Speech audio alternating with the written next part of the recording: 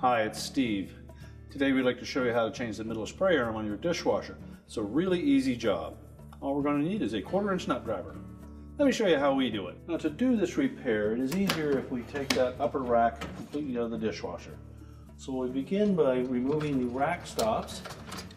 You may need a small flat blade screwdriver to just go into that opening and just gently pry that tab far enough that it will clear the little stop.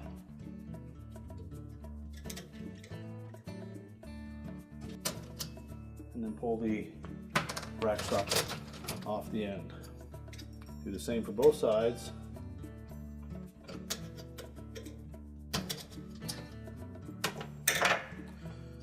And then we'll remove the upper rack.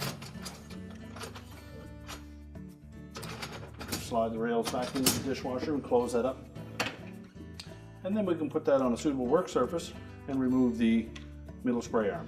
Now, once we have the rack out of the dishwasher, I'm just going to lay it upside down on a work surface, and we'll remove this 1/4" screw. This has the washer attached to that screw, so we'll need to retain that. Just remove the old spray arm and discard it. And just inspect that bearing to make sure that it's not damaged. And if it is, you'll need to replace that component as well. Simply sit the new spray arm onto that bearing and then reinstall the screw. Make sure it turns freely, and then we can put the rack back in the dishwasher. So to install that upper rack, pull those rails out, and then the other side, line them up so that we have all 4 wheels on the track. And then we can reinstall the rack stops, and that little locking tab needs to go on the outside edge. Push it on firmly until it locks in place.